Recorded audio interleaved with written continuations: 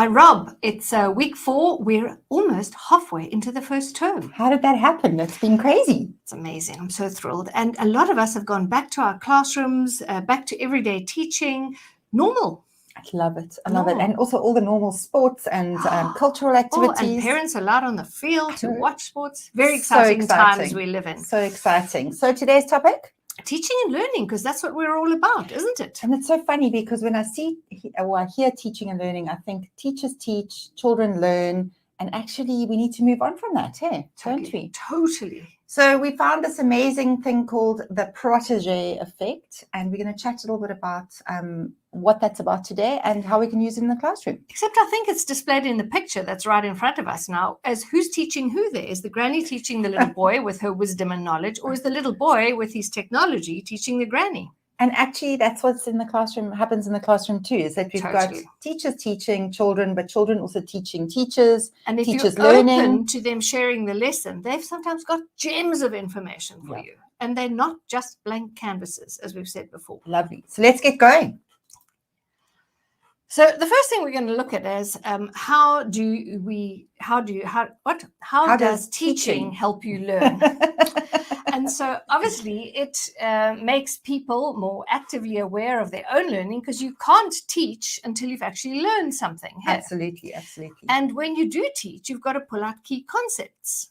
And that's a summarizing skill that we want children to be able to learn, but critical. Yeah, and we don't often give them enough opportunity to practice that thing. So I do that. If I'm teaching a new concept on a scrap piece of paper, I'll have 5 words that I need to remember to teach, just to give me the framework.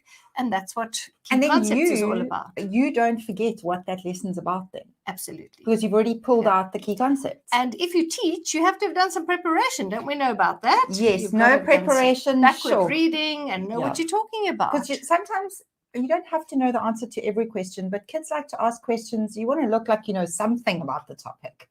Totally. And then control, well, generally the teacher's in control, the whole concept of her standing in front telling you what to do.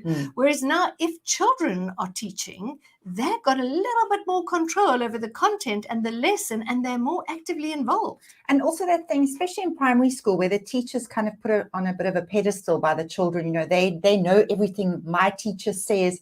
Now they're part of that sort of pedestal. They're also up there with the teacher. Absolutely.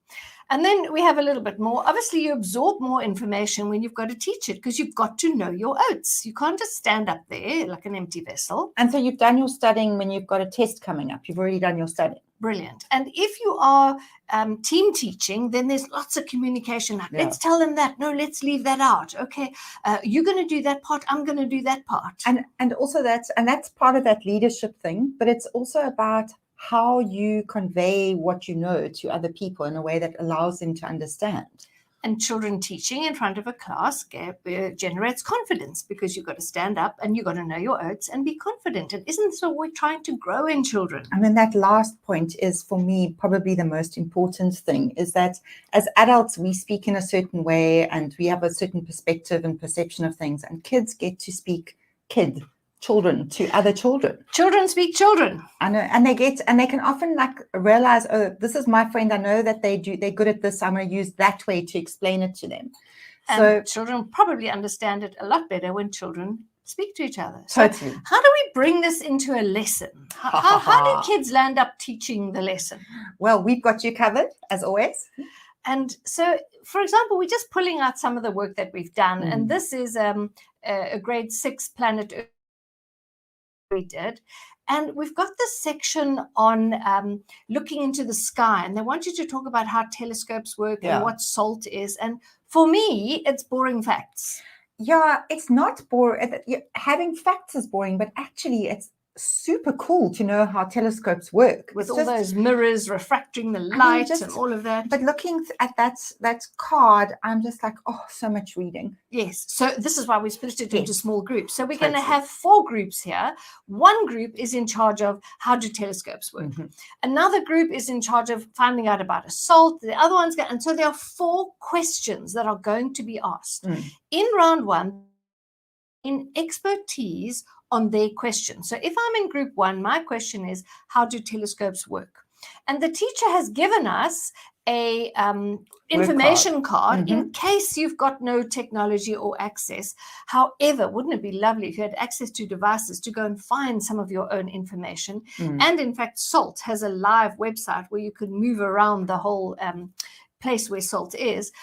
If you have a device, but otherwise we've got you covered. And so you're going to pick up the information from there, and then you're going to share it with your group. And some people will add to the information, others will ask questions, and you'll become an expert on how do telescopes work. So all the children in that one group will be experts. Exactly. And your group are going to be looking at what is the Hubble telescope, and your group are going to be absolute experts all about the Hubble, but I won't know anything about the Hubble. And then what's great about that is it chunks up that lot of information and makes it little manageable bites. Yes, exactly.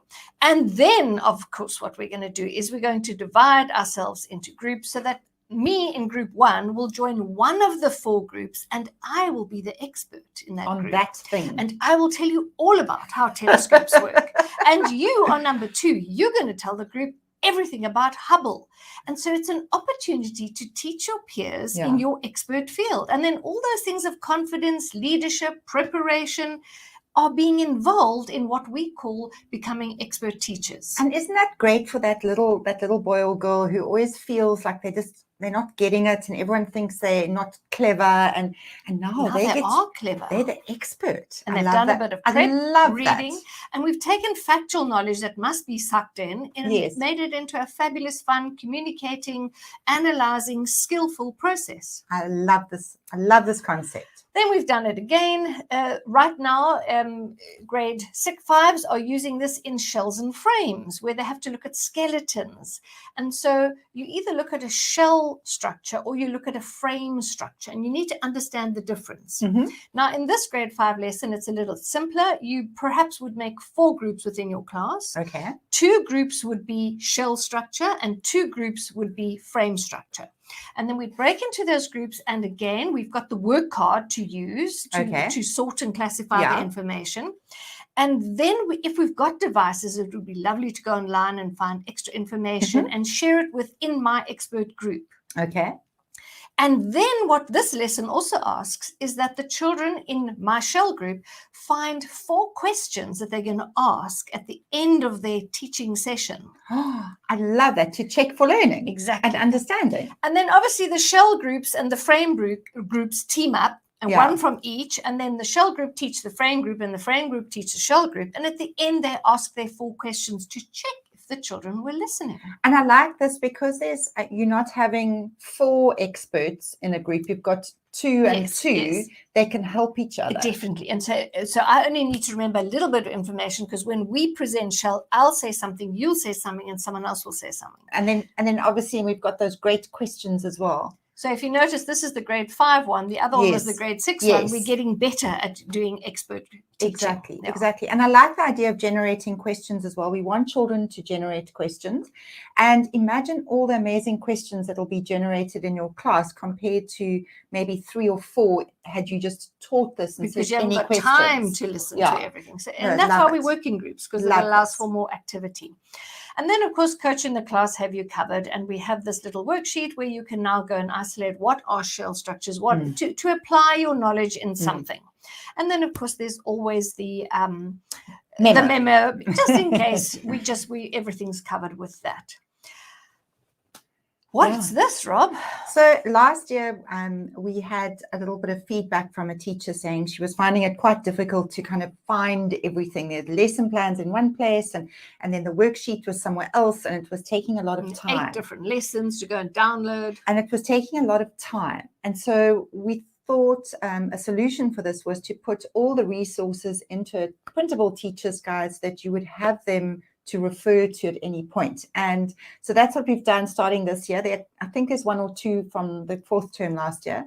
And then we've started doing that now with our version 2.0. We now have included all the worksheets that's required for lesson 1, 2, 3, 4, 5, however all the resources, whatever you need. So it's a quick referral guide. To know where you're going. Exactly. It's a map. And we had great feedback yesterday from one of our grade 5 teachers who's working through the geography. And he said, what a winner. So easy. I can quickly look, okay, in 2 weeks' time, we're doing this. I need to have this prepped, that video about, and off, he feels confident that he knows what he's yeah. doing now, even though he's doing something new. I also, as a teacher, would like to see the whole picture before I actually deal with it in little points. Yeah. And I suppose in case you need to chop something out, you know what? Okay, I'm going to chop that out. Because you had sports day and athletics day and gala and whatever. You know? Exactly. And then finally, don't forget to visit our website. This is just some of the term 1 stuff that's available, by one of them.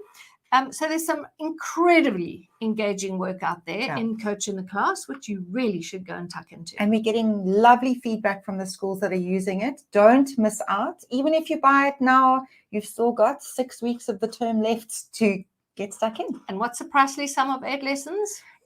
For our geography and history, it's a whole 200 Rand for each of those. And for the NST, it's $449. Because that holds 16 lessons, because it's double the trouble. Yeah, absolutely. So until next week, when we decide on something else that we should talk about, and if you have an idea, please send it to us, because we're always open to doing something right on the cuff. Lovely. Have a great weekend, and we'll see you next week.